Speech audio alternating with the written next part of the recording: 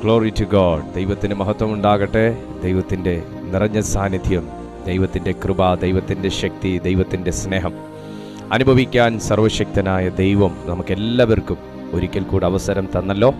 ദൈവത്തിൻ്റെ വചനം നമ്മെ രൂപാന്തരപ്പെടുത്തുകയും നമ്മെ സ്വാധീനിക്കുകയും നമ്മെ സ്പർശിക്കുകയും നമുക്ക് രൂപാന്തരം വരുത്തുകയും ഒക്കെ ചെയ്യുന്ന ദൈവത്തിൻ്റെ വചനം കേൾക്കാൻ കർത്താവായ യേശു ക്രിസ്തു മുന്നമേ കണ്ടിരുന്ന തിരഞ്ഞെടുത്ത പാത്രങ്ങളാകുന്ന നമുക്കെല്ലാവർക്കും കർത്താവ് നൽകിയ ഈ നല്ല അവസരത്തിനായി ഞാൻ എൻ്റെ ദൈവത്തെ ഹൃദയ പരമാർത്ഥതയോടെ സ്തോത്രം ചെയ്യുന്നു. സമയമൊട്ടും വൈകാതെ ദൈവവചനത്തിലേക്ക് നാം പ്രവേശിക്കുമ്പോൾ എന്നും പറയുന്നത് പോലെ, എപ്പോഴും ഓർപ്പിക്കുന്ന പോലെ ഞാൻ പറയുന്ന എല്ലാ ദിവസവും രാവിലെ 6:30 വൈകിട്ട് 6:30 നമുക്ക് ദൈവത്തിൻ്റെ മാറ്റമില്ലാത്ത തിരുവെഴുത്ത് ഈ ചാനലിൽ മുടക്കങ്ങളില്ലാതെ ദൈവത്തിൻ്റെ ആത്മാവ് ഇങ്ങനെ നടത്തിക്കൊണ്ട് പോവുകയാണ്. നിങ്ങൾ ഈ ദിവസങ്ങളിലെ സന്ദേശങ്ങളൊന്നും നിങ്ങൾ പാഴാക്കരുത്. അത്ര ദൈവ സാന്നിധ്യം നിറയുകയും ദൈവാലോചന പ്രകാരം, ദൈവ ഇഷ്ടപ്രകാരം, ദൈവഹിതപ്രകാരം തിരഞ്ഞെടുക്കുന്ന ഓരോ ടോപ്പിക്കുകൾ നമ്മുടെ ഈ ചാനലിൽ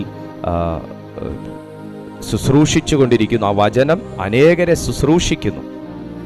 അതൊന്നും എൻ്റെ കഴിവോ എൻ്റെ മിടുക്കോ അല്ല. അതൊക്കെ ദൈവത്തിൻ്റെ പരിശുദ്ധാത്മാവ് തന്നെ കൊടുക്കുന്ന ദൂതുകളാണ്, ആശയങ്ങളാണ്. നിങ്ങളൊരു കാര്യം കൂടെ മനസ്സിലാക്കണം. ഇതിനകത്ത് സംസാരിക്കുമ്പോൾ എൻ്റെ വ്യക്തിപരമായ ജീവിതത്തിൽ ഞാൻ ഒത്തിരി ദൈവാലോചനകൾ സ്വീകരിക്കുന്നുണ്ട്. ഞാൻ ശുശ്രൂഷിക്കുന്ന എന്നിലൂടെ ദൈവാത്മാവ് സംസാരിക്കുന്ന ആ വേർഡിൽ നിന്ന് ഞാൻ ഒത്തിരി കാര്യങ്ങൾ പുതിയതായി പഠിക്കുന്നു, പുതിയതായി ഞാൻ സ്വീകരിക്കുന്നു. മീൻസ് നമ്മൾ ഒരുമിച്ചാണ് ഈ കൂട്ടായ്മയിൽ, ഈ ശുശ്രൂഷയിൽ അനുഗ്രഹിക്കപ്പെട്ടുകൊണ്ടിരിക്കുന്നത്. അതുകൊണ്ട് മാന്യ സഹോദരങ്ങളെ, ഞാൻ സ്നേഹത്തോടെ നിങ്ങളോട് പറയുന്നു, ഇതിന് മുന്നേയൊക്കെ ഇന്നലത്തെയും മിനിങ്ങാന്നത്തെ ഒക്കെ ഒത്തിരി നാളുകൾ കൊണ്ടുള്ള സന്ദേശങ്ങൾ ഞങ്ങളുടെ ഈ ചാനലിലുണ്ട്. കഴിയുമെങ്കിൽ സമയം കണ്ടെത്തി നിങ്ങൾ ഓരോ വീഡിയോസായിട്ട് നിങ്ങൾ കണ്ട് അത് ഫോളോ ചെയ്യുക. അത് ജീവിതത്തിൽ ഒത്തിരി മാറ്റം കൊണ്ടുവരും, സൗഖ്യങ്ങൾ കൊണ്ടുവരും, വിടുതലുകൾ കൊണ്ടുവരും. എനിക്കിന്നും ഓർമ്മയുണ്ട്, ഞാൻ മുന്നേ ഫേസ്ബുക്കിൽ ലൈവ് കൊടുത്തുകൊണ്ടിരുന്ന സമയത്ത് ഫേസ്ബുക്കിൽ എത്രയോ വർഷം മുന്നേ പ്രസംഗിച്ചിട്ട ഒരു ദൈവവചനം എങ്ങനെയോ ഒരു സഹോദരി കണ്ട് ആ മെസ്സേജിലൂടെ ഫേസ്ബുക്കിലെ അന്ന് ഇത്രയും സംവിധാനങ്ങളോ ക്ലാരിറ്റിയോ ശബ്ദവ്യക്തതയോ ഒന്നുമില്ല. ഫോണും ഡയറക്റ്റ്ലി ഞാൻ സംസാരിക്കുന്നു, ഫോണിലെ മൈക്ക് അത് റെക്കോർഡ് ചെയ്യുന്നു, അത്രേ ഉള്ളൂ. ആ മെസ്സേജിലൂടെ കർത്താവ് വലിയ വിടുതലുകളും സൗഖ്യങ്ങളും അഭിഷേകവും ഒക്കെ പകർന്നത് എന്നെ വിളിച്ച് പറയാനിടയായി. ഞാൻ പറഞ്ഞു വന്നതിൻ്റെ സാരം, അത്ര പവർഫുള്ളാണ് ദൈവത്തിൻ്റെ വചനം. നമുക്ക് പ്രതീക്ഷിക്കാൻ വകയുണ്ട് ദൈവമക്കളെ. അതുകൊണ്ട് വളരെ പ്രത്യേകതയുണ്ട് ഇന്നത്തെ സന്ദേശം. വളരെ വളരെ താല്പര്യത്തോടെ നിങ്ങളെല്ലാവരും കേൾക്കുക. ഒരുപാട് പേര് നമ്മുടെ ഈ വീഡിയോസ് കണ്ട് ലൈക്ക് ചെയ്യുകയും മറ്റുള്ളവർക്ക് അയച്ചു കൊടുക്കുകയും ഒക്കെ ചെയ്യുന്നത് എന്നോട് പലരും വിളിച്ച് പറയാറുണ്ട്. എനിക്ക് ഒത്തിരി സന്തോഷമുണ്ട്. നിങ്ങളും അത് ചെയ്യുക. ഇതുവരെ ചെയ്തിട്ടില്ലെങ്കിൽ നിങ്ങളും അത് ചെയ്യുക, മറ്റുള്ളവർ കൂടെ അയച്ചു കൊടുക്കുക. കാരണം ഒരു ആത്മാവും കൂടെ ഒരു സാക്ഷിയായി മാറുക എന്നൊക്കെ പറയുന്നത് ഭയങ്കര സന്തോഷമുള്ളൊരു കാര്യമാണ്. അതിനുള്ള പ്രതിഫലം തീർച്ചയായിട്ടും നിങ്ങൾക്കുണ്ട്. നിങ്ങൾക്ക് മക്കളുണ്ടെങ്കിൽ അവർക്കുണ്ട്, മക്കളുടെ മക്കൾക്കുണ്ട്. തലമുറയായി അനുഗ്രഹിക്കുന്ന ദൈവമാണ്. തലമുറയായി അനുഗ്രഹിക്കുന്ന ദൈവമാണ്. നമ്മൾ അതിന് ദൈവം വിളിച്ചിരിക്കുന്നത് കൊണ്ട് അനുഗ്രഹിക്കപ്പെടാനാണ് കർത്താവ് നമ്മളെല്ലാവരും വിളിച്ചിരിക്കുന്നത്. അല്ലേ ആണ്, അനുഗ്രഹിക്കപ്പെടാനാണ് വിളിച്ചേക്കുന്നത്. കർത്താവ് അതിന് നമ്മെ സഹായിക്കട്ടെ. അതുകൊണ്ട് ഞങ്ങൾ എല്ലാ ദിവസത്തെയും രാവിലെയും വൈകിട്ട് നടക്കുന്ന മീറ്റിങ്ങിൽ നിങ്ങളെല്ലാവരും പങ്കെടുക്കണമെന്ന് കർത്താവിൻ്റെ അഭിഷിക്തൻ എന്നുള്ളൊരു നിലയിൽ എനിക്ക് ഒത്തിരി ആഗ്രഹമുണ്ട്. നിങ്ങൾ പങ്കെടുക്കണം. സമയം പോലെ അതും ഞാൻ മാനിക്കണമല്ലോ. സമയം പോലെ നിങ്ങൾ പങ്കെടുക്കുക, മറ്റുള്ളവരെ കൂടെ അറിയിക്കുക. ഈ കൂട്ടായ്മയിൽ ഒരു പങ്കാളിയായി നിങ്ങളും തുടരുക. നമുക്ക് ഒരുമിച്ച് കർത്താവിൻ്റെ രാജ്യത്തെ വരവേൽക്കാൻ തയ്യാറെടുക്കാം. തിരുവചനത്തിലെ അമ്മമാർ വളരെ അനുഗ്രഹിക്കപ്പെട്ടൊരു സന്ദേശമാണ്. തിരുവചനത്തിലെ അമ്മമാർ ഒത്തിരി പറയാനുണ്ട്, അത്രയ്ക്കുള്ള സമയമില്ല. തിരുവചനത്തിലെ അമ്മമാർ, അത് നമ്മൾ മനസ്സിലാക്കിയിരിക്കേണ്ട ചില വചനങ്ങൾ ഞാൻ പറയുക. ഉൽപ്പത്തി പുസ്തകം 24-ാമത്തെ അധ്യായം 53-ാമത്തെ വാക്യം ഞാനൊന്ന് ജസ്റ്റ് ഒന്ന് ബ്രീഫ് ചെയ്യാനുള്ള ടൈമേ നമുക്കുള്ളൂ. അറിയാമല്ലോ, നമുക്ക് ചെറിയ ചെറിയ സന്ദേശങ്ങളായിട്ടാണ് ഈ അടുത്ത ഇടകളായിട്ട് ഞാൻ കൊടുത്തുകൊണ്ടിരിക്കുന്നത്. നമ്മൾ മുൻപേ 2 മണിക്കൂർ വരെ ദൈവവചനം മുമ്പോട്ട് പോയ സമയമുണ്ട്. നമ്മൾ കറക്റ്റ് 6:45 7 മണിക്കൊക്കെ മെസ്സേജ് തുടങ്ങിക്കഴിഞ്ഞാൽ 9, 9, 10, 9:40 വരെ പോയ സമയമുണ്ട്. പക്ഷേ ചിന്തിച്ചപ്പോൾ അതൊരുപാട് പേർക്ക് ബുദ്ധിമുട്ടാണ്. ഒരുപാട് പേർക്ക് അത് കാരണം എല്ലാവരും ഏറെയും വീട്ടമ്മമാരാണ് കൂടുതലും ചാനൽ വിസിറ്റ് ചെയ്തത് നമ്മുടെ ഈ കൂട്ടായ്മയിൽ. പുരുഷന്മാരുണ്ടില്ലെന്നല്ല. അപ്പോൾ അവർക്ക് അവരുടേതായിട്ടുള്ള കാര്യങ്ങൾ ഇങ്ങനെ ക്രമീകരിക്കുന്നതിൽ വീഴ്ചകൾ വരുമ്പോൾ വീട്ടിൽ അതിൻ്റെതായ പ്രശ്നങ്ങളുണ്ടാകും. അതൊക്കെ മാനിച്ച് നമ്മളിപ്പോൾ സമയം വളരെ വെട്ടിച്ചുരുക്കി ഒരു 3/4 മണിക്കൂറിനകത്ത് മാക്സിമം മെസ്സേജ് കൊടുത്ത് നിർത്താനാണ് ഇപ്പം ശ്രമിച്ചുകൊണ്ടിരിക്കുന്നത്. അതുകൊണ്ട് നമുക്ക് ഒത്തിരി വിശദീകരിച്ച് പറയാനുള്ള സമയം ഇല്ല. നമുക്ക് സ്പെഷ്യൽ മീറ്റിങ്ങിലൊക്കെ നമുക്ക് കുറച്ചുകൂടെ സമയം മുൻപോട്ടെടുത്ത് കൂടുതൽ കാര്യങ്ങൾ നമുക്ക് പഠിക്കാം. ഇപ്പം നമ്മൾ ആ ദൈവവചനങ്ങളെ നാം ശ്രദ്ധിക്കാനായി പോകുകയാണ്. ഉൽപ്പത്തി പുസ്തകം 24-ാമത്തെ അധ്യായം 53-ാമത്തെ വാക്യം നോക്കി. പിന്നെ ദാസൻ വെള്ളിയാഭരണങ്ങളും പൊന്നാഭരണങ്ങളും വസ്ത്രങ്ങളും എടുത്ത് റിബേക്കായ്ക്ക് കൊടുത്തു. അവളുടെ സഹോദരനും അമ്മയ്ക്കും വിശേഷ വസ്തുക്കൾ കൊടുത്തു. അവളുടെ അമ്മയ്ക്കും സഹോദരനും വിശേഷ വസ്തുക്കൾ കൊടുത്തു. ആരാണ്? റിബേക്കായുടെ അമ്മയെയാണ് ഇവിടെ ബഹുമാനിക്കുന്നത്. അപ്പോൾ ഒന്നാമത് തിരുവചനത്തിലെ അമ്മമാർ എന്ന സബ്ജക്റ്റിൽ മാനിക്കപ്പെടുന്ന ഒരമ്മയെ പരിശുദ്ധാത്മാവ് ചൂണ്ടിക്കാണിക്കുന്നത്. എന്തുകൊണ്ടാണ് റിബേക്കായുടെ അമ്മയെ അബ്രഹാമിന്റെ ദാസൻ എന്ന് ഇവിടെ രേഖപ്പെടുത്തി വെച്ചിരിക്കുന്ന എലിയേസർ എന്ന മനുഷ്യൻ ആദരിക്കാനുള്ള കാരണം? ഈ അമ്മ ഈ മകളെ വളർത്തിയിരിക്കുന്നത് അത്രയും ദൈവകൃപയോടും എളിമയോടും താഴ്മയോടും ദൈവഭയത്തോടും ആതിഥ്യ മര്യാദയോടും. ഒരു വ്യക്തി വന്നാൽ എങ്ങനെ സൽക്കരിക്കണം, ഒരു വ്യക്തിയോട് എങ്ങനെ ഇടപെടണം, ഒരു വ്യക്തിയോട് എങ്ങനെ സംസാരിക്കണം, ഒരു വ്യക്തിയെ എങ്ങനെ ട്രീറ്റ് ചെയ്യണം, ഇതെല്ലാം വളരെ വ്യക്തമായി പഠിപ്പിക്കാതെ എലിയേസർ എന്ന ഒരു മനുഷ്യൻ ഈ റിബേക്ക എന്ന വ്യക്തി ദൈവഹിത പ്രകാരം എൻ്റെ യജമാനന്റെ മകന് ഭാര്യയായി വരുവാനുള്ളവനാണ് എന്ന് ഒരു തീരുമാനത്തിൽ എത്തുകയില്ല. മാത്രമല്ല, ഈ കുഞ്ഞിന്റെ രീതികൾ വെച്ച് ഈ റിബേക്ക എന്ന് പറയുന്ന ഈ മകൾ വെള്ളം കോരാൻ പോയ സമയം അവിടെ വെച്ചാണ്, ഞാൻ വളരെ ചുരുക്കിയാണ് പറയുന്നത്, അവിടെ വെച്ചാണ് റിബേക്കായും അബ്രഹാമിന്റെ ദാസനാകുന്ന എലിയേസർ എന്ന് പറയുന്ന മനുഷ്യനും അവിടെ കൂടിക്കാഴ്ച നടത്തുന്നത്. ആ കൂടിക്കാഴ്ചയിൽ തന്നെ ദൈവാത്മാവ് എലിയേസറിന്റെ ഉള്ളിൽ കൊടുക്കുകയാണ്, നീ അന്വേഷിച്ചു വന്ന നിന്റെ യജമാനന്റെ മകനാകുന്ന ഇസ്ഹാക്കിന്റെ ഭാര്യയായി നിനക്ക് തെരഞ്ഞെടുക്കാൻ വേണ്ടി ഉള്ളവൾ തന്നെയാണ് ഇപ്പോൾ നിന്റെ മുൻപിൽ നിൽക്കുന്നത് എന്ന് ദൈവം ഉള്ളിൽ പ്രേരിപ്പിച്ച പ്രകാരം തൻ്റെ വീട്ടിലേക്ക് പോകുകയും അവിടെ വെച്ച് പല കാര്യങ്ങൾ ഇവർ ചർച്ച ചെയ്യുകയും അതിൻ ഫലമായി തൻ്റെ മകളെ തൻ്റെ യജമാനന്റെ മകന് വേണ്ടി കൊടുക്കണമെന്ന് ആവശ്യപ്പെടുകയും ശേഷം നടക്കുന്ന ചില സംഭാഷണങ്ങളോടുകൂടെ ഈ പറയുന്ന വെള്ളിയാഭരണങ്ങളും രത്നങ്ങളും പൊന്നുമെല്ലാം കൊടുത്ത് അമ്മയെയും സഹോദരനെയും മാനിക്കുന്ന ഒരു ഭാഗമാണ് ഞാനിപ്പോൾ ഇവിടെ വായിച്ചത്. ഒത്തിരി ചരിത്രത്തിലോട്ട് പോകാൻ നമുക്ക് സമയമില്ല. ഞാനൊരു ദൈവാലോചന മാന്യ സഹോദരങ്ങൾക്ക് കൈമാറുകയാണ്. മക്കളുടെ വിവാഹവുമായി ബന്ധപ്പെട്ട് പ്രാർത്ഥിച്ചു കൊണ്ടിരിക്കുന്ന അമ്മമാർ ഇതിനകത്തുണ്ടെങ്കിൽ എന്നെ ശ്രദ്ധിച്ച് കേൾക്കണം. മക്കളുടെ വിവാഹവുമായി ബന്ധപ്പെട്ട് അവർക്കൊരു ഒരു തുണയ്ക്ക് വേണ്ടി പ്രാർത്ഥിച്ചു കൊണ്ടിരിക്കുന്ന അമ്മമാർ എന്നെ കേൾക്കുന്നുണ്ടെങ്കിൽ, ഞാൻ ആത്മനിറവിൽ ഈ വചനം സംസാരിച്ചു കൊണ്ടിരിക്കുമ്പോൾ, പ്രിയപ്പെട്ട അമ്മേ, ഞാൻ നിങ്ങളെ നോക്കി ഞാൻ പ്രവചിക്കുകയാണ്. ഈ വചനത്തിൻ്റെ അടിസ്ഥാനത്തിൽ പ്രവചിക്കുകയാണ്.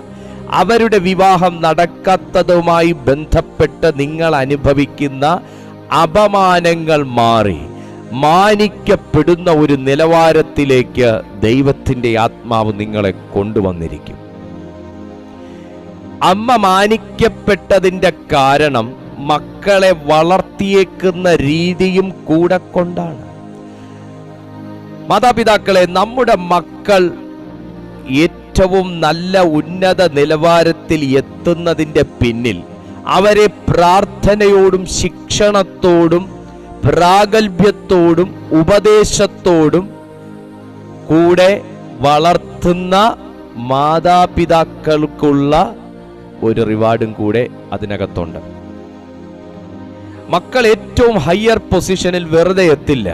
അതിൻ്റെ പിന്നിൽ പണം മുടക്കുന്ന മാതാപിതാക്കളെ അല്ല സമൂഹത്തിനും മാതൃകയുള്ള മക്കൾക്കും ആവശ്യം. പിന്നെയോ പ്രാർത്ഥനയോടെ പിന്താങ്ങുന്ന മാതാപിതാക്കളെ കൂടെയാണ് ആമേൻ മക്കൾക്ക് ആവശ്യം. ഹല്ലേലൂയ.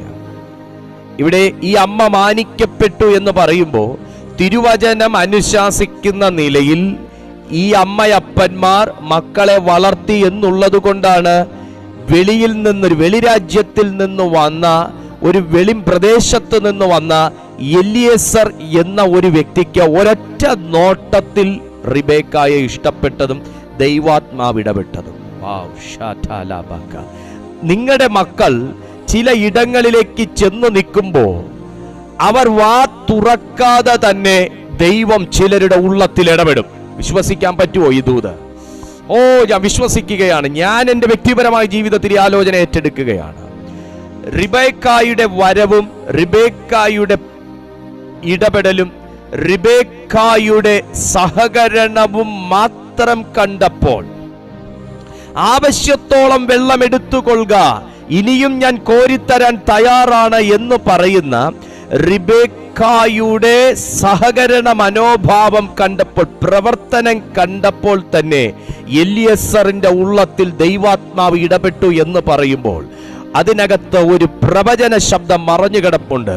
പ്രിയപ്പെട്ട മാതാപിതാക്കളെ, പ്രിയപ്പെട്ട ദൈവമക്കളെ, നിങ്ങളുടെ മക്കൾ എവിടെയെങ്കിലും താഴ്ത്തപ്പെടുകയോ അപമാനിക്കപ്പെടുകയോ ചെയ്യുന്നുണ്ട് എങ്കിൽ അവരുടെ പ്രയത്നങ്ങൾ ആരും കണ്ടില്ല എന്ന് നടിക്കുകയും അവരുടെ പ്രയത്നങ്ങൾക്കും പ്രവർത്തനങ്ങൾക്കും കുറ്റം വിധിച്ച് വേദനിപ്പിക്കുകയും ചെയ്യുന്ന ആരെങ്കിലും എന്നെ കേൾക്കുന്നുണ്ടെങ്കിൽ, ആ ഒരു വിഷയത്തിന് വേണ്ടി പ്രാർത്ഥിച്ചുകൊണ്ടിരിക്കുന്ന ആരെങ്കിലും എന്നെ കേൾക്കുന്നുണ്ടെങ്കിൽ, ഇപ്പോൾ അങ്ങനെയുള്ള വ്യക്തികൾ ആരെങ്കിലും എന്നെ കേൾക്കുന്നുണ്ടെങ്കിൽ, ഞാൻ ആ പ്രവചന ശബ്ദം നിങ്ങളോട് പറയുകയാണ്.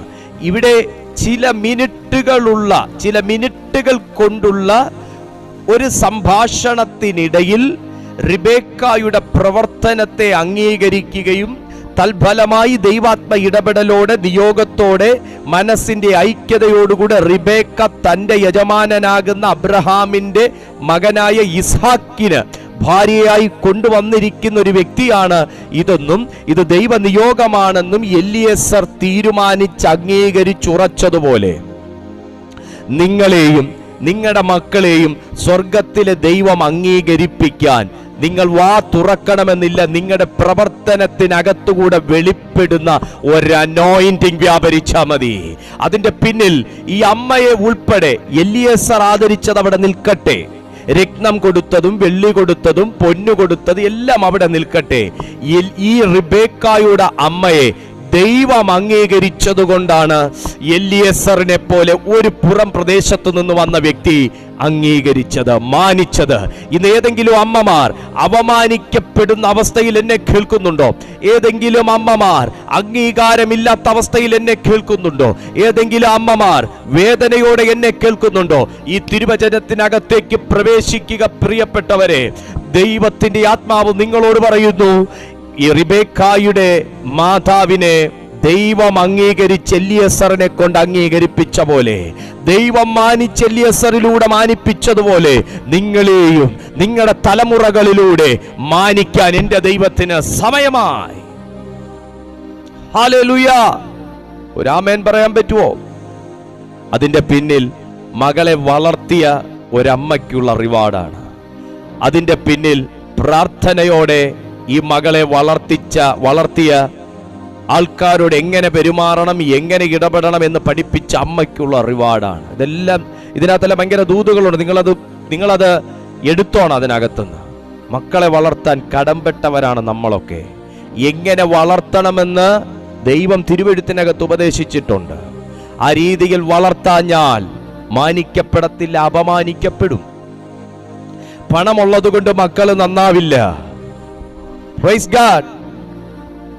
വിദ്യാഭ്യാസം ഉള്ളത് കൊണ്ട്, എഡ്യൂക്കേറ്റഡ് ആയതുകൊണ്ട് മക്കൾ നന്നാവില്ല. ആരാ അങ്ങനെയൊക്കെ പറഞ്ഞേ? അവർക്ക് വിദ്യാഭ്യാസം ഉണ്ട്, അവർ നന്നായി പോകും. അവർ സ്വയം നന്നായാൽ മതിയോ? ഹല്ലേലൂയ. അതൊന്നും ഒത്തിരി അങ്ങ് വിവരിക്കാനുള്ള സമയമില്ല. ഈ റിവാർഡ് ആദരിച്ചില്ലേ? നോക്ക് മാതാപിതാക്കളെ, നമുക്ക് ദൈവം തരുന്ന ഒരു റിവാർഡുണ്ട്. മക്കളെ നന്നായിട്ട് വളർത്തുന്നതിന്, അവരെ ദൈവകൃപയുള്ളവരാക്കുന്നതിന് നമുക്ക് ശ്രമിക്കാം. നമുക്ക് പ്രാർത്ഥിച്ച് അവരെ പ്രൊട്ടക്ട് ചെയ്യാം. ബാക്കിയൊക്കെ കർത്താവിന്റെ കയ്യിലാണ്. നമുക്ക് ആർക്കും 100-ൽ 100 ഇട്ടൊന്നും മക്കളെ വളർത്താൻ ഒക്കത്തില്ല. പക്ഷേ നമുക്ക് നമ്മുടെ പാർട്ട് ക്ലിയർ ആണെങ്കിൽ നമുക്ക് കർത്താവിനോട് സംസാരിക്കാം. ഹല്ലേലൂയ. ആ നിലകളിൽ ഈ വചനത്തെ നിങ്ങൾ സ്വീകരിക്കുക. അപ്പൊ മാനിക്കപ്പെടുന്നവരാം, അതവിടെ നമ്മൾ വായിച്ചേ. പിന്നെ ദാസൻ വെള്ളിയാഭരണങ്ങളും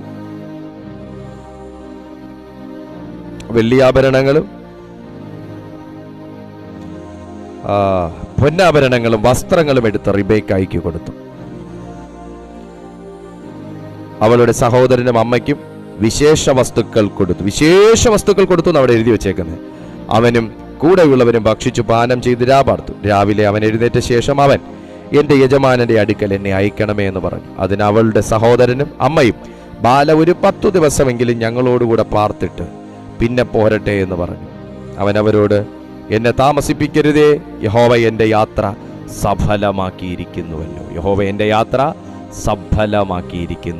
ഞാൻ അതിനകത്ത് എനിക്ക് ഒത്തിരി സംസാരിക്കണമെന്നുണ്ട്, പക്ഷെ ഞാൻ ആ ഒരു പാർട്ട് അവിടെ നിർത്തുകയാണ്.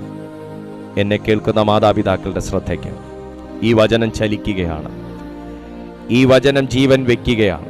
എന്നെ കേൾക്കുന്ന ജോലി ചെയ്യുന്ന ദൈവമക്കളോട് ഈ വചനം ചലിക്കുകയാണ്. എനിക്കിതിനകത്തുനിന്ന് ഒത്തിരി ഒന്നും എനിക്ക് എക്സ്പ്ലെയിൻ ചെയ്യേണ്ട കാര്യമില്ല. എനിക്കിവിടെ ഇരിക്കുമ്പോൾ, നിങ്ങളോട് സംസാരിക്കുമ്പോൾ ഏതൊക്കെ പാർട്ടിൽ ഈ ദൈവവചനം തൊടുന്നുണ്ടെന്ന് എനിക്ക് മനസ്സിലാവും. ഈ വചനം ചലിക്കുകയാണ്.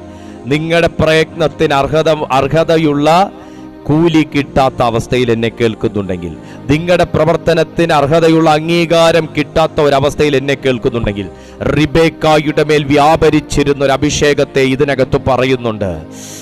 റിബേക്കായുടെ മേൽ വ്യാപരിച്ചിരുന്ന ഒരു അഭിഷേകം, അവളുടെ പ്രവർത്തനങ്ങളെ സസൂക്ഷ്മം വീക്ഷിച്ച എലിയസർ എന്ന മനുഷ്യന് ചില കാര്യങ്ങൾ ബോധ്യപ്പെട്ടതുപോലെ നിന്റെ പ്രവർത്തനങ്ങളും നിന്റെ ആത്മാർത്ഥതയും, ഓ ഗ്ലോറി ടു ജീസസ്, നിങ്ങൾ നിൽക്കുന്ന ആത്മീയ റിലവും ബോധ്യം വരുത്തുന്ന നിലയിൽ ദൈവാത്മാവ് ഇന്ന് ഈ സമയം എന്തൊക്കെയോ ചെയ്തുകൊണ്ടിരിക്കുകയാണ്.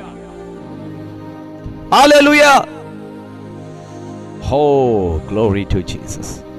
അതുപോലെ തന്നെ മാതാപിതാക്കളെ, നിങ്ങൾക്കും ആ നിലയിലുള്ളൊരു മാനം പരിശുദ്ധാത്മാവ് നൽകിത്തരും. രണ്ടാമത് തിരുവെഴുത്ത് പറയുന്നത് എന്താണ്? തിരുവെഴുത്തിലെ അമ്മമാരെ കുറിച്ച്, പ്രാർത്ഥിക്കുന്ന അമ്മയെ കുറിച്ചാണ്. 1 ശമൂവേൽ 1-ാമത്തെ അധ്യായം. 1 ശമൂവേൽ 1-ാമത്തെ അധ്യായം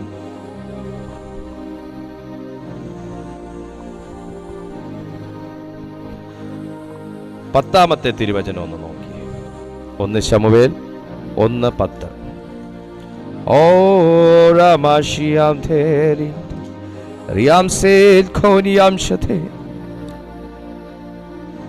അവൾ മനോവ്യസനത്തോടെ യഹോവയോട് പ്രാർത്ഥിച്ച് വളരെ കരഞ്ഞു. ആരാണിത്? ഹന്നായെ കുറിച്ചാണ് പറയുന്നത്. എടുത്തു പറയണ്ടല്ലോ, ഹന്നായെ കുറിച്ചാണ് പറയുന്നത്. അവൾ മനോവ്യസനത്തോടെ പ്രാർത്ഥിച്ച്. അമ്മമാരെ, എന്നെ ഒന്ന് ശ്രദ്ധിച്ചു നോക്കി. മനോവ്യസനത്തോടെ ദൈവസന്നിധിയിൽ പ്രാർത്ഥിച്ചിട്ട് ഉത്തരം കിട്ടാത്ത ഏതെങ്കിലും ഒരു സ്ത്രീ ജനത്തെ എനിക്ക് കാട്ടിത്തരാൻ പറ്റുമോ? പറ്റില്ല. മനോവ്യസനത്തോടെ ദൈവസന്നിധിയിൽ അടുത്ത് ചെല്ലുന്നവരുടെ ശ്രദ്ധയ്ക്ക് യഹോവ നിങ്ങൾക്ക് സമീപസ്ഥനാണ് എന്നാണ് തിരുവെഴുത്ത് രേഖപ്പെടുത്തുന്നത്. പ്രാർത്ഥിച്ച ഹന്ന എന്തെങ്കിലുമൊക്കെ നേടിയോ? നിശ്ചയമായിട്ട് നേടി. ഹന്ന ഒരു സാക്ഷിയാണ്. നമ്മുടെ മുമ്പിൽ സാക്ഷിയായി നിൽക്കുന്ന അനേക പ്രാർത്ഥനാ പോരാളികളുണ്ട് ദൈവമക്കളെ. ഹല്ലേലൂയ. അതുകൊണ്ട് ഞാൻ ഇന്ന് ഈ സമയം ഈ തിരുവെഴുത്തിൻ്റെ അകത്ത് നിന്ന് നിങ്ങളെ പ്രബോധിപ്പിക്കുന്നതോടൊപ്പം തന്നെ ഉത്സാഹിപ്പിക്കുകയാണ്. പ്രാർത്ഥിക്കാൻ തയ്യാറാകുക. പാസ്റ്റർ, ഭയങ്കര മനോഭാരമാണ്, എനിക്ക് അവരെ ആവശ്യമുണ്ട്. മനോഭാരമാണെന്ന് പറയുന്നവരെ ആവശ്യമുണ്ട്. നിങ്ങളോടുകൂടെ ചേർന്നിരുന്ന് ഞാനും പ്രാർത്ഥിക്കാം. കാരണം മനോഭാരമില്ലാതെ പ്രാർത്ഥിക്കുന്നവരെക്കാൾ മനോഭാരത്തോടും ആത്മഭാരത്തോടും കൂടെ പ്രാർത്ഥിക്കുന്നവന് ദൈവം സമീപസ്ഥനാണെന്ന് വചനം പറയുമ്പോൾ, മനോഭാരമുള്ളവരോടുകൂടെ ചേർന്നിരുന്ന് പ്രാർത്ഥിക്കാൻ എനിക്ക് മനസ്സുണ്ട്. ദൈവം സമീപേ ഉണ്ടല്ലോ. ഓ യേശുവിന്റെ നാമത്തിൽ മനോഭാരത്തോടെ പ്രാർത്ഥിക്കുന്ന ഹന്നമാരെ സ്വർഗം ഇന്ന് നോക്കുന്നു. നിങ്ങളോട് പരിശുദ്ധാത്മാവ് പറയുന്നു, നീ റിസൾട്ടും കൊണ്ട് പായിൽ നിന്ന് എഴുന്നേൽക്കാൻ സമയമായി. അവൾ മനോവ്യസനത്തോടെ യഹോവയോട് പ്രാർത്ഥിച്ച് വളരെ കരഞ്ഞു. ഏറെ നാളായി നിങ്ങൾ കരയുന്ന ഒരു വിഷയം നിങ്ങളുടെ മുമ്പിലുണ്ട്. ഏറെ നാളായി പ്രാർത്ഥിക്കുന്ന ഒരു വിഷയം ഇപ്പോഴും നിങ്ങളുടെ മുമ്പിലുണ്ട്. ഏറെ നാളായി നിങ്ങൾ തണ്ടു വലിച്ച് വലയുന്ന ഒരു വിഷയം ഇപ്പോഴും നിങ്ങളുടെ മുമ്പിലുണ്ട്. പരിശുദ്ധാത്മാവ് ഈ ദൂതിലൂടെ നിങ്ങളോട് ഡിക്ലെയർ ചെയ്യാൻ എൻ്റെ ഉള്ളത്തിലൊരു പ്രേരണ തരുന്നു. നിങ്ങളുടെ പ്രാർത്ഥന പായിൽ നിന്ന് ആ വിഷയത്തിന് മറുപടിയും എടുത്തുകൊണ്ട് എഴുന്നേറ്റ് സ്തോത്രം ചെയ്യാനുള്ള സമയം സ്വർഗം കുറിച്ചിട്ട് കഴിഞ്ഞു. നോക്കിയേ, അവൾ ഞാനൊരു കാര്യം പറയട്ടെ, മനോവ്യസനത്തോടെ ഉള്ളവര് മാത്രമേ പ്രാർത്ഥനയിൽ ആശ്രയിക്കാൻ പറ്റൂ. നിങ്ങൾക്ക് ചായപ്പൊടി വേണം, നിങ്ങൾക്ക് പ്രാർത്ഥിക്കേണ്ട കാര്യമില്ല. നിങ്ങൾക്ക് കടയിലോട്ട് ചെന്ന് പൈസ കൊടുത്ത് മേടിച്ചാൽ മതി. നിങ്ങൾക്കൊരു വസ്ത്രം വേണം, നിങ്ങൾ പ്രാർത്ഥിക്കേണ്ട കാര്യമില്ല. നിങ്ങൾക്ക് പൈസ ഉണ്ടെങ്കിൽ കടയിൽ ചെന്ന് വാങ്ങി നിങ്ങൾക്ക് ധരിച്ചാൽ മതി. അതിനു മുകളിൽ നമ്മളെ കൊണ്ട് പോയി വാങ്ങാൻ കഴിയാത്തതും ചെയ്യാൻ കഴിയാത്തതും എടുക്കാൻ കഴിയാത്തതുമാകുന്ന ഒരു വിഷയമാണെങ്കിൽ ആ സെക്കൻഡിലല്ലേ നമ്മൾ പ്രാർത്ഥിക്കാം എന്ന് തീരുമാനിക്കുകയുള്ളൂ. അപ്പോൾ ഈ മനോഭാരങ്ങൾ ചില സമയങ്ങളിലെങ്കിലും, അല്ല ഏറിയ സമയങ്ങളിലെങ്കിലും അതൊരു അനുഗ്രഹമല്ലേ? ഈ മനോഭാരത്തോടെ കരഞ്ഞ ഹന്ന 11-ാമത്തെ വാക്യത്തിൽ പറയുന്നു, അവൾ ഒരു നേർച്ച നേർന്നു. സൈന്യങ്ങളുടെ യഹോവേ, അടിയന്റെ സങ്കടം നോക്കി അടിയനെ ഓർക്കയും അടിയനെ മറക്കാതെ ഒരു പുരുഷ സന്താനത്തെ നൽകുകയും ചെയ്താൽ അടിയൻ അവനെ അവന്റെ ജീവപര്യന്തം യഹോവയ്ക്ക് കൊടുക്കും, അവന്റെ തലയിൽ ക്ഷൗരക്കത്തി തൊടുകയുമില്ല എന്ന് പറഞ്ഞു. ഇന്ന് തലമുറകൾക്ക് വേണ്ടി പ്രാർത്ഥിക്കുന്നവരുടെ മേൽ ഈ ദൂത് തൊടുകയാണ്. അത് ഒരു പുരുഷ പ്രജയ്ക്ക് വേണ്ടി ദൈവത്തിൻ മന്ദിരത്തിൽ വന്നു നിന്ന് ഏറിയ നാളുകൾ കൊണ്ട് കരയുന്ന ഹന്നായെ ഏലി പുരോഹിതൻ പോലും വേണ്ടുന്നവണ്ണം മനസ്സിലാക്കിയില്ല. കാരണം ഏലി പുരോഹിതൻ ഒരിക്കൽ ചോദിച്ചു, നീ ഇത് എവിടെ പോയി ഈ പകൽ 3 മണി സമയത്ത് വീഞ്ഞു കുടിച്ചു? നീ സുബോധമില്ലാത്തവളെ പോലെ നിൽക്കുന്നു. പലപ്പോഴും പ്രാർത്ഥിക്കുന്നവരുടെ ഉള്ളം മനസ്സിലാക്കാത്ത പുരോഹിതർ വരെ ഉണ്ട്. പ്രാർത്ഥിക്കുന്നവന്റെ വ്യസനം മനസ്സിലാക്കാത്ത ഏലി പുരോഹിതർ വരെയുണ്ട്. എന്നാൽ മനസ്സിലാക്കിയ ഒരു ദൈവത്തിന്റെ പരിശുദ്ധാത്മാവ് അവളുടെ നേർച്ചകളെ സ്വീകരിച്ച്, വഴിപാടുകളെ സ്വീകരിച്ച്, പ്രാർത്ഥനയെ സ്വീകരിച്ച്, മനോവ്യസനത്തെ കണ്ട്, ഹൃദയ നുറുക്കത്തെ കണ്ട് അവൾക്ക് ഒരനുഗ്രഹിക്കപ്പെട്ട പുരുഷപ്രജയെ കൊടുത്തതുപോലെ പലപ്പോഴും എന്നെ കേൾക്കുന്ന മാന്യ സുഹൃത്തേ, വർഷങ്ങൾ കൊണ്ട് നിങ്ങളുടെ വേദനകൾ പലപ്പോഴും പല പുരോഹിതന്മാർ പോലും കണ്ടില്ല എന്ന് നടിക്കുകയും മനസ്സിലാക്കിയില്ല എന്ന് വരികയും നിങ്ങളെ അംഗീകരിച്ചില്ല എന്ന് വരികയും ചെയ്യുന്ന സ്ഥാനത്ത് ദീർഘവർഷങ്ങളായി ദൈവസന്നിധിയിൽ നീ ഒഴുക്കുന്ന കണ്ണുനീർ, നീ നേർന്ന നേർച്ചകൾ, നിങ്ങൾ ദൈവസന്നിധിയിൽ തീരുമാനമെടുത്തിരിക്കുന്ന വഴിപാടുകൾ സകലതും സ്വീകരിക്കപ്പെടാൻ സമയമായി എന്ന് ദൈവാത്മാവ് ഈ തിരുവെഴുത്തിലൂടെ നിങ്ങളോട് ആലോചന പറയുകയാണ്. കമോൺ, വിശ്വസിക്കുന്ന കരയുന്ന തിരുവചനത്തിലെ അമ്മമാർ ഇതിനകത്ത് ഇന്നും ജീവിക്കുന്ന സാക്ഷികളായി നിൽക്കുമ്പോൾ, ഇന്ന് സ്വന്തം ഭവനത്തിലിരുന്ന് കരയുന്ന, ആലയത്തിലേക്ക് ചെന്നാൽ അവിടെ ഇരുന്ന് കണ്ണുനീർ വാർക്കുന്ന, കട്ടിൽ കണ്ണുനീർ കൊണ്ട് നനയ്ക്കുന്ന ചില അമ്മമാരോട് പരിശുദ്ധാത്മാവ് പറയുന്നു, അമ്മമാരാകാൻ ആഗ്രഹിക്കുന്നവരോട് പരിശുദ്ധാത്മാവ് പറയുന്നു, നിന്നെ ദൈവത്തിന്റെ സാക്ഷിയാക്കി എഴുന്നേൽപ്പിക്കാൻ പരിശുദ്ധാത്മാവ് തീരുമാനിച്ചു കഴിഞ്ഞു. രക്തത്താൽ ജയമെടുക്കുന്നു. ഈ ദൂത് ചലിക്കുകയാണ്, ഈ ദൂത് വ്യാപരിക്കുകയാണ്, ഈ വചനം ചിലരുടെ ഉദരങ്ങളെ തുറക്കുകയാണ്. Come on, receive this power. In the name of Jesus. Hallelujah. അടുത്ത തിരുവെഴുത്ത് പറയുന്നത് എന്താണ്? അടുത്ത തിരുവെഴുത്ത് പറയുന്നത് നോക്കിയേ. പ്രാർത്ഥിക്കുന്ന ഒരമ്മയെ കുറിച്ച് നാം ഇപ്പോൾ കേട്ടു.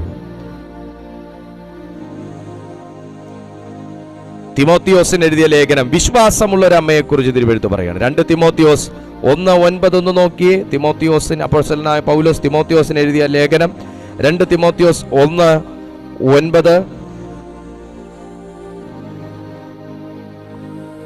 Glory to Jesus.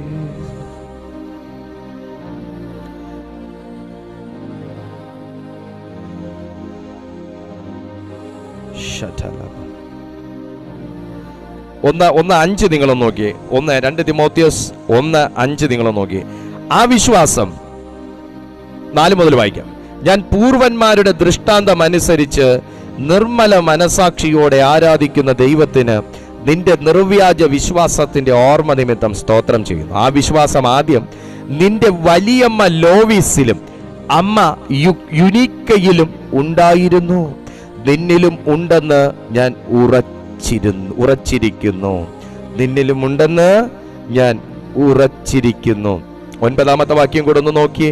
അവൻ നമ്മെ രക്ഷിക്കുകയും വിശുദ്ധ വിളി കൊണ്ട് വിളിക്കുകയും ചെയ്തത് നമ്മുടെ പ്രവർത്തികൾ നിമിത്തമല്ല, സദാകാലത്തിനു മുമ്പേ ക്രിസ്തുവിൽ നമുക്ക് നൽകിയിരുന്നതും ഇപ്പോൾ മരണം നീക്കുകയും സുവിശേഷം കൊണ്ട് ജീവനും അക്ഷയതയും വെളിപ്പെടുത്തുകയും ചെയ്ത നമ്മുടെ രക്ഷിതാവായ ക്രിസ്തു യേശുവിന്റെ പ്രത്യക്ഷതയാൽ വെളിപ്പെട്ടിരിക്കുന്നതുമായ തൻ്റെ സ്വന്തം നിർണയത്തിനും കൃപയ്ക്കും ഒത്തവണ്ണമത്രേ.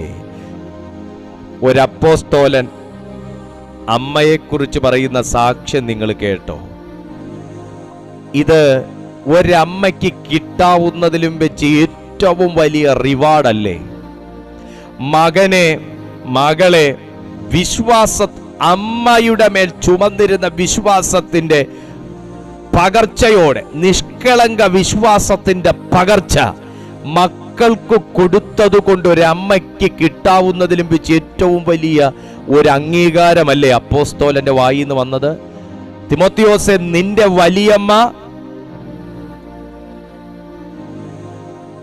വലിയമ്മ ലോവീസിലും നിന്റെ അമ്മ യുനീക്കയിലും ഉണ്ടായിരുന്ന വിശ്വാസം ഇപ്പം നിന്നിലും വ്യാപരിക്കുന്നു എന്ന് ഞാൻ ഉറച്ചിരിക്കുന്നു.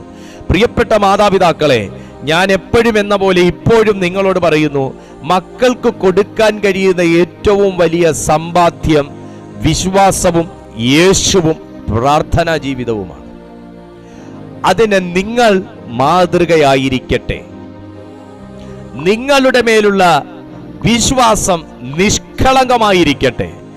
ആ നിഷ്കളങ്ക വിശ്വാസത്തിന്റെ പകർച്ച ദൈവം മക്കളിലേക്കും പകരട്ടെ. ഓ ജീസസ്, എൻ്റെ അമ്മ പ്രാർത്ഥിക്കുന്ന ഒരു അമ്മയായിരുന്നു എന്ന് മക്കൾ പറയുന്നതാണ് അമ്മേ നിങ്ങളുടെ അഭിമാനം. എൻ്റെ അമ്മ, എൻ്റെ അപ്പൻ നിഷ്കളങ്കതയോടെ കർത്താവിന്റെ വേല ചെയ്തിരുന്നു, നല്ലൊരു പ്രാർത്ഥനാ മനുഷ്യനായിരുന്നു എന്ന് പറയുന്നതാണ് പിതാവേ നിങ്ങളുടെ അഭിമാനം. എസ്റ്റേറ്റ് മേടിച്ചിടുന്നതും അക്കൗണ്ടുകളിൽ നിറച്ചു കൊടുക്കുന്നതും മാത്രമല്ല മാതാപിതാക്കൾക്കും മക്കൾക്ക് കൊടുക്കാൻ കഴിയുന്ന സമ്പാദ്യം. എത്രയോ അമ്മയപ്പന്മാർക്ക് അതിനെ കഴിയാതെ വരുന്നു എങ്കിലും എത്രയോ മക്കൾ അങ്ങനെയുള്ള അമ്മയപ്പന്മാരെ ഇന്നും ആരാധനാ തുല്യമായി അംഗീകാരത്തോടെ അവരെല്ലാവരുടെ മുമ്പിലും ഉയർത്തുന്നു. മക്കൾ ആരുടെ മുമ്പിലും അപ്പനമ്മമാരെ താഴ്ത്തിക്കെട്ടാത്ത നിലയിൽ അവരവരെ അപ്പനമ്മമാരെ ബഹുമാനിക്കുന്നതാണ് ഒരമ്മയപ്പന്മാരുടെ ഏറ്റവും വലിയ ഭാഗ്യം. Praise to Jesus. ഞങ്ങളുടെ അപ്പനും അമ്മയ്ക്ക് ഞങ്ങൾക്ക് ഒന്നും ഉണ്ടാക്കി തരാൻ കഴിഞ്ഞിട്ടില്ല. പക്ഷേ ഇന്നും ഞങ്ങൾ ഇത്രയും ഉയർച്ചയിൽ ജീവിക്കുന്നതിന്റെ കാരണം എൻ്റെ അമ്മയപ്പന്മാരുടെ കണ്ണുനീരും പ്രാർത്ഥനയുമാണ് എന്ന് മക്കൾ പറയുന്നതിലും വലിയ സമ്പാദ്യമൊന്നും ഇല്ല പ്രിയപ്പെട്ടവരെ. ഹല്ലേലൂയ. അതാ അപ്പോസ്തലൻ പറയുന്നത്, അവരുടെ ഒരു ഷെയർ നിനക്കൊണ്ടെന്ന് ഉറച്ചിരിക്കുന്നു എന്നല്ല, അവരുടെ ഒരു വിശ്വാസത്തിന്റെ പകർച്ച നിന്നിലും ഉണ്ടെന്ന് ഞാൻ ഉറച്ചിരിക്കുന്നു. നമുക്കൊരു തീരുമാനം എടുത്തൂടെ? ഇനിയെങ്കിലും ഒരു മാതൃകയുള്ള പ്രാർത്ഥനാ ജീവിതം എൻ്റെ ലൈഫിൽ ഞാൻ കെട്ടിപ്പടുക്കുമെന്ന്.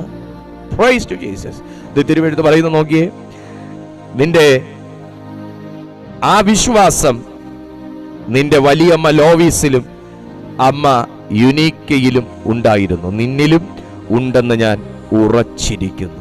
വിശ്വാസമുള്ള ഒരമ്മയെക്കുറിച്ച് തിരുവെഴുത്ത് സാക്ഷ്യപ്പെടുത്തുന്നു. മാതാപിതാക്കളെ, തിരുവെഴുത്തിൽ പറയുന്ന അമ്മമാരെയൊക്കെ അപ്പോസ്തലന്മാർ അംഗീകരിച്ചതിൻ്റെതും ദൈവം അംഗീകരിച്ചതിൻ്റെയും പ്രധാന കാരണം വിശ്വാസത്തോടും വിശുദ്ധിയോടും പ്രാർത്ഥനാ ജീവിതം മുമ്പോട്ട് കൊണ്ടുപോയവർ മാത്രമാണ്. അതുകൊണ്ട് മാത്രമാണ് നമ്മളെയും ദൈവം അംഗീകരിക്കണമെങ്കിൽ, നമ്മളെയും ദൈവം ഉയർത്തണമെങ്കിൽ, നമ്മുടെ പ്രാർത്ഥനയിലും ദൈവപ്രസാദം ഇറങ്ങി വരണമെങ്കിൽ ആ നിലയിലുള്ള വ്യക്തിത്വങ്ങളായി നമ്മൾ ഓരോരുത്തരും മാറണം.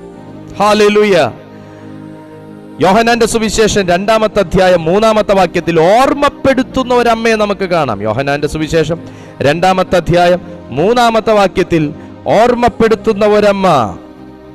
വീഞ്ഞു പോരാതെ വരികയാൽ യേശുവിന്റെ അമ്മ അവനോട്, അവർക്ക് വീഞ്ഞില്ല എന്ന് പറഞ്ഞു. ഓർമ്മപ്പെടുത്തുന്ന അമ്മ. അമ്മ മക്കളെ ഓർമ്മപ്പെടുത്തുന്നവരായിരിക്കണം. അമ്മ മക്കളെ ശാസിക്കുന്ന അമ്മ മാത്രമാകരുത്, കുറ്റപ്പെടുത്തുന്ന അമ്മയാകരുത്, മക്കളെ ഇടിച്ചു താഴ്ത്തി സംസാരിക്കുന്ന അമ്മയാകരുത്. ഹല്ലേലൂയ. തിരുവെഴുത്തിൽ യേശുവിന്റെ അമ്മയാകുന്ന മറിയ യേശുവിനെ ഓർമ്മപ്പെടുത്തുന്ന, റിമൈൻഡ് ചെയ്യുന്ന, അതാണ് അവിടെ തിരുവെഴുത്ത് പറയുന്നത്. Jesus also was invited to the wedding with his disciples. When the wine ran out, the mother of Jesus said to him, they have no wine. Said to him. മക്കളോട് പറയുന്ന അമ്മ. അമ്മമാർ മക്കളോട് സംസാരിക്കാത്ത അമ്മയപ്പന്മാരാകരുത്, സംസാരിക്കുന്ന അമ്മയപ്പന്മാരാകുക. ഇല്ലെങ്കിൽ മക്കൾ സംസാരിക്കാൻ താല്പര്യമുള്ള വേറെ ഇടത്തേക്ക് തിരിഞ്ഞു പോകാനുള്ള സാധ്യതയുണ്ട്. അത് ഏറ്റവും കൂടുതൽ ഇന്ന് നാം പത്രമാധ്യമങ്ങളിൽ കൂടെ കേട്ട് മൂക്കത്ത് വിരൽ വെച്ചുകൊണ്ടിരിക്കുന്ന അവസ്ഥയിലാണ് ജീവിച്ചുകൊണ്ടിരിക്കുന്നത്. അതുകൊണ്ട് അമ്മയപ്പന്മാർ മക്കളോട് കമ്മ്യൂണിക്കേറ്റ് ചെയ്യുന്നവരായിരിക്കുക, അവരെ ഉപദേശിക്കുന്നവരായിരിക്കുക, വെറുപ്പിക്കുന്നവരല്ല, ഉപദേശിക്കുന്നവരായിരിക്കുക, അവരെ ഓർമ്മപ്പെടുത്തുന്നവരായിരിക്കുക. എന്താണ് അമ്മയപ്പന്മാർ മക്കളെ ഓർമ്മപ്പെടുത്തേണ്ടത്? വീഞ്ഞ് തീർന്ന് പോകരുത് എന്ന് ഓർമ്മപ്പെടുത്തണം. ഇവിടെ യേശുവിന്റെ ആ ഒരു സാഹചര്യം എന്ന് പറയുന്നത് കല്യാണ വീട്ടിൽ വീഞ്ഞ് തീർന്നു എന്നാണ് അമ്മ ഓർമ്മപ്പെടുത്തുന്നത്, പറയുന്നത് എങ്കിൽ അവനവന്റെ ആത്മീയ വീര്യം കെട്ടുപോകുന്നത് ഓരോ മാതാപിതാക്കളും തിരിച്ചറിഞ്ഞിരിക്കണം. മക്കളുടെ ആത്മീയ വീര്യം കെട്ടുപോകുന്നത് ഓരോ മാതാപിതാക്കളും തിരിച്ചറിഞ്ഞിരിക്കണം. മക്കളുടെ ലൈഫിൽ പ്രാർത്ഥനയുടെ വീര്യം കെട്ടുപോകരുത്, മക്കളുടെ ജീവിതത്തിൽ വിശുദ്ധിയുടെ വീര്യം കെട്ടുപോകരുത്, മക്കളുടെ ജീവിതത്തിൽ വചനത്തിന്റെ ശക്തി കെട്ടുപോകരുത്. ഓർമ്മപ്പെടുത്തുന്ന അമ്മയായിരിക്കുക. മക്കളെ നാളെ എവിടെ ഒന്നാം സ്ഥാനം നേടിക്കാം, നാളെ ഏത് കോഴ്സിൽ കൊണ്ട് ജോയിൻ ചെയ്യിക്കാം, ഏത് ക്രാഷ് കോഴ്സിൽ കൊണ്ട് അവളെ ചെയ്യിക്കാം എന്ന് പറഞ്ഞ് ഓടുമ്പോൾ ആ മക്കളുടെ ജീവിതത്തിലെ ആത്മീയ വീര്യം കെട്ടുപോകുന്നു, അവരുടെ വീഞ്ഞ് കുറഞ്ഞു പോകുന്നു എന്നുള്ള മഹാസത്യം കൂടെ ഓരോ അമ്മമാരും അപ്പന്മാരും ഓർക്കട്ടെ. തിരുവെഴുത്തിൽ ദൈവം അംഗീകരിച്ച അമ്മമാരെല്ലാം തന്നെ ദൈവത്തെ കൂടെ നിർത്തിയിരുന്നവരായിരുന്നു. നമുക്ക് ആ നിലയിൽ ദൈവത്തെ കൂടെ നിർത്തി അവർക്കുള്ള എല്ലാ സഹായങ്ങളും ചെയ്തു കൊടുത്ത് ദൈവാത്മാ കൃപയോടുകൂടെ നമുക്കും അവരെ വളർത്തി മുൻപോട്ട് നയിക്കാം.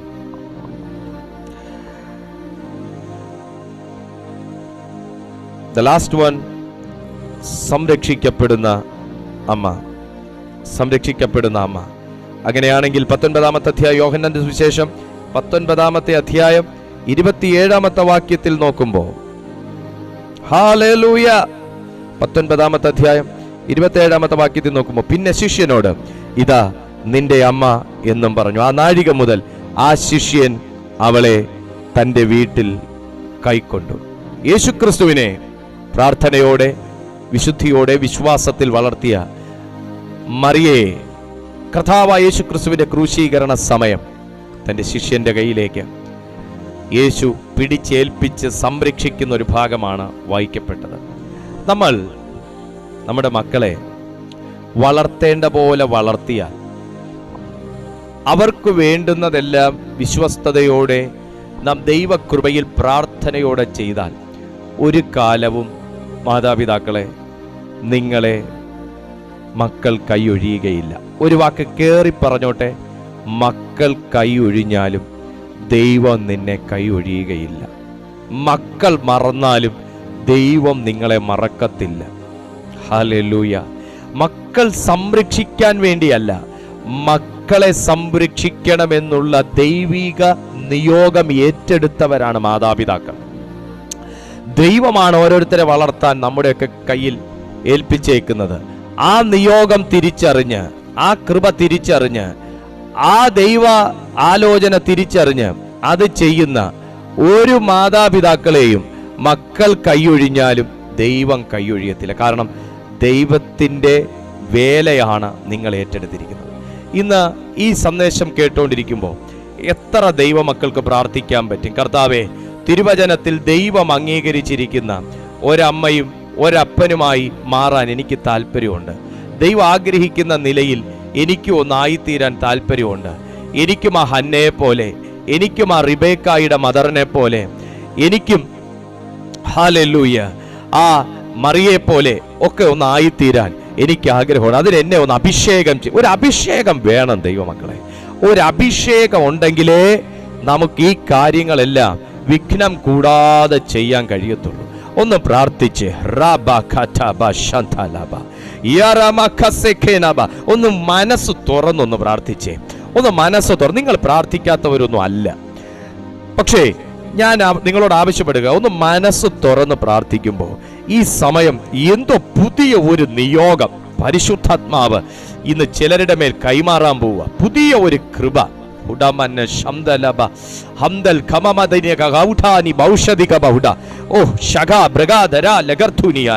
ഒന്ന് പ്രാർത്ഥിച്ചേ ദൈവമക്കളെ. ഞാൻ ഈ പ്രാർത്ഥിക്കുമ്പോൾ കുടുംബങ്ങൾക്കകത്ത് അമ്മയും മക്കളെയും ഒക്കെ തമ്മിൽ അകറ്റുന്ന ചില ദുർവ്യാപാരങ്ങൾ, ഇപ്പോൾ അത് തകർന്നു മാറുന്നത് എനിക്ക് ആത്മാവിൽ തിരിച്ചറിയാൻ കഴിയുന്നുണ്ട് കേട്ടോ. നിങ്ങൾ സ്നേഹത്തോടെ പോയാലും, നിങ്ങൾ ഹൃദയശുദ്ധിയോടെ പോയാലും, നിങ്ങൾ സഹകരണത്തോടെ പോയാലും, പക്ഷേ നിങ്ങൾക്ക് ലഭിക്കുന്ന പ്രതികരണം നിങ്ങളെ വ്യസനിപ്പിക്കുന്നതും മുറിവേൽപ്പിക്കുന്നതും എന്ന നിലയിലാക്കി തീർക്കുന്ന ദുർവ്യാപാരങ്ങൾ ചില കുടുംബങ്ങളിൽ നിന്ന് തകർന്നു മാറുകയാണെന്ന് പരിശുദ്ധാത്മാവ് വെളിപ്പെടുത്തുന്നു. ഇത് പ്രാർത്ഥിക്കുന്ന അമ്മമാരോട്, ഇത് പ്രാർത്ഥിക്കുന്ന കുടുംബത്തോടുള്ള ദൈവാലോചനയാണ്. സ്വീകരിക്ക ഈ വിടുതൽ സ്വീകരിക്ക.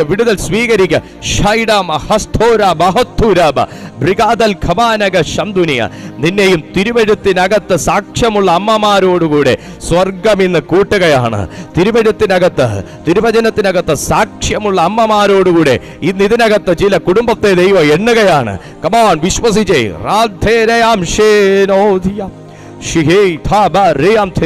ഒന്ന് ആത്മഭാഷകളിൽ പ്രാർത്ഥിച്ചേ. ആത്മഭാഷകളിൽ യേശു നാമത്തിൽ ബന്ധനങ്ങൾ അഴിയപ്പെടുന്ന സമയം, കെട്ടുകൾ അഴിയുന്ന സമയം, എല്ലാ എതിർപ്പുകളും തകരുന്ന സമയം, ഇരുട്ടിന്റെ വ്യാപാരങ്ങൾ ഉടഞ്ഞു മാറുന്ന സമയം.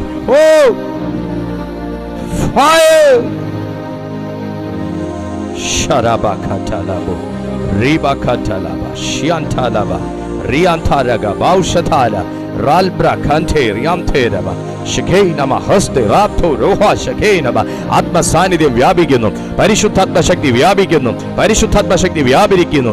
ഇപ്പോൾ തന്നെ അടഞ്ഞുപോയ ഉദരങ്ങൾ തുറന്നു വരികയാണ്. ഒരു ഹന്നായിക്ക് ശമൂവേലിന് ദൈവം നൽകിയതുപോലെ, അമ്മയുടെ പ്രാർത്ഥനയ്ക്ക്, വഴിപാടിന്റെ നേർച്ചയ്ക്ക് മറുപടി നൽകിയതുപോലെ, ചിലരുടെ ഉപവാസത്തിന്റെ മറുപടി. യെസ്, Jesus, ചില റിബേക്കമാരെ പോലെ ചില പെൺമക്കളെ ദൈവം രൂപാന്തരപ്പെടുത്തട്ടെ. Holy spirit. പിതാവേ, ഞാൻ ഈ ജനത്തെ അങ്ങയുടെ കയ്യിലേക്ക് തരുന്നു. പ്രാർത്ഥനയോടെ ഇന്ന് ഈ തിരുവെഴുത്ത് കേട്ടോണ്ടിരിക്കുന്ന ഒത്തിരി ദൈവമക്കളുണ്ട്. അവരുടെ ജീവിതത്തിൽ അസാധാരണമായ ദൈവ സാന്നിധ്യം അനുഭവിച്ചു കൊണ്ടിരിക്കുന്നതിനായി നന്ദി. ഞാൻ ഈ കുടുംബത്തെ കർത്തൃകരങ്ങളിലേക്ക് ഏൽപ്പിക്കുന്നു. ഇവരാരും നശിച്ചു പോകാതെ എന്റെ ദൈവമേ, നിന്റെ വചനത്തിനകത്ത് ഇവരെയും ഇവരുടെ മക്കളെയും ഇവർക്കുള്ളവരെയും ദൈവം പൊതിഞ്ഞുകൊള്ളണമേ. ഇവരെ അവിടുന്ന് സഹായിക്കണമേ. കേട്ട തിരുവെഴുത്തിനായി സ്തോത്രം. ഈ വചനത്തോടെ ഞങ്ങളെയും ദൈവം അനുഗ്രഹിക്കണമേ. യേശുവിൻ നാമത്തിൽ തന്നെ ആമേൻ. സന്തോഷത്തോടെ ആമേൻ പറഞ്ഞേ. ആമേൻ. ഹല്ലേലൂയ.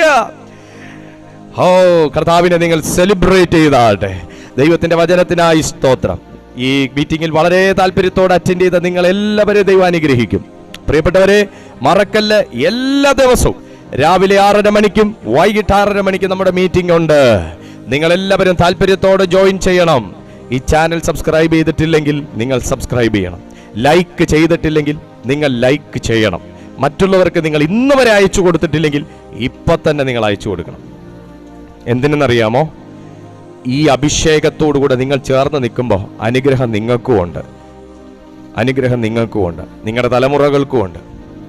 ഹല്ലേലൂയ. അതുകൊണ്ട് ദൈവം നിങ്ങളെല്ലാവരെയും സമൃദ്ധിയോടെ അനുഗ്രഹിക്കട്ടെ. ദൈവം നിങ്ങളെ അതിനായി ഉപയോഗിക്കട്ടെ. അപ്പോൾ തന്നെ നിങ്ങളുടെ പ്രാർത്ഥനാ വിഷയങ്ങൾ ഞങ്ങളുടെ വാട്സാപ്പ് നമ്പർ ഈ നമ്പറിൽ നിങ്ങൾക്ക് നിങ്ങളുടെ പ്രാർത്ഥനാ വിഷയങ്ങൾ അറിയിക്കാം. നിങ്ങളുടെ വാട്സാപ്പ് നിങ്ങൾക്ക് യൂസ് ചെയ്യാൻ അറിയാം. നിങ്ങൾ വാട്സാപ്പിൽ നിങ്ങളുടെ പ്രാർത്ഥനാ വിഷയം ഇട്ടാൽ മതിയാവും. അത്യാവശ്യ കോൾസ് നിങ്ങൾക്ക് വേണമെങ്കിൽ ഈ നമ്പറിൽ നിങ്ങൾക്ക് വിളിക്കാം. ഞങ്ങൾ നിങ്ങൾക്കായി പ്രാർത്ഥിക്കാം. അന്നേരം എടുക്കാൻ പറ്റിയില്ലെങ്കിലും മീറ്റിങ്ങിലാണ്, തിരക്കാണെങ്കിൽ തിരിച്ച് ആ നമ്പറിൽ കഴിയുന്നിടത്തോളം വിളിക്കുന്നുണ്ട്. പലപ്പോഴും ഞങ്ങളുടെ ശുശ്രൂഷ കുറ്റമറ്റതാക്കി തീർക്കാൻ ശ്രമിക്കുന്നുണ്ട്. അപ്പോൾ അതുകൊണ്ട് നിങ്ങൾ അത് ചെയ്യുക. നിങ്ങൾക്കായി പ്രാർത്ഥിക്കാൻ ഞങ്ങൾ കടംപെട്ടവരാണ്. തീർച്ചയായിട്ടും ഞങ്ങൾ നിങ്ങൾക്കായി പ്രാർത്ഥിക്കും. ഞങ്ങളുടെ മിനിസ്ട്രിയെ ഓർത്ത് ദൈവമക്കളും പ്രാർത്ഥിക്കണം. നിങ്ങളുടെ എല്ലാവിധമായ സഹായ സഹകരണങ്ങളും ഞങ്ങളോടുകൂടെ വേണം എന്നും കൂടെ ഞാൻ ഓർമ്മിപ്പിക്കുന്നു. കർത്താവ് നിങ്ങളെ സഹായിക്കട്ടെ. നമുക്ക് അടുത്ത ദിവസം കാണാം. അതുവരെ അത്യുന്നതന്റെ ചിറകിന്റെ കീഴിൽ സർവശക്തനായ ദൈവം നിങ്ങളെ എല്ലാവരെയും സൂക്ഷിക്കട്ടെ. God bless you. നമുക്ക് അടുത്ത ദിവസം ഒരുമിച്ച് കാണാം. പ്രാർത്ഥനയിൽ ഓർക്കാം. ദൈവം നിങ്ങളെ സഹായിക്കട്ടെ.